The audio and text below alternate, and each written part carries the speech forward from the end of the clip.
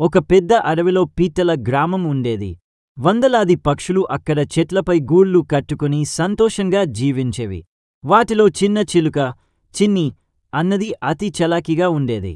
కాని ఒక చిన్న లోపం ఉంది. అది ఎగరడానికి చాలా భయపడేది. నేను పడిపోతే అని ప్రతిసారి తన తల్లిని అడిగేది.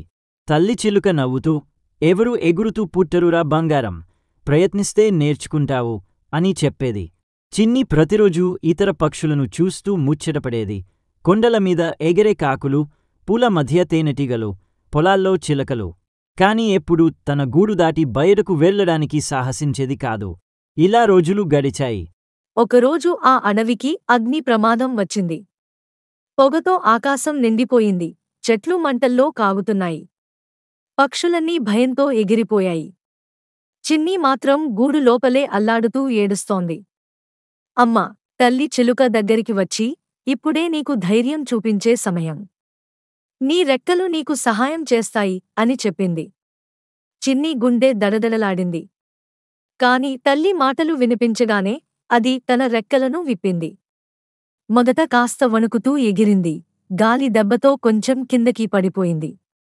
అప్పుడే తల్లి అరిచింది, చిన్నీ, రెక్కలను నమ్ము, గాలిని విను.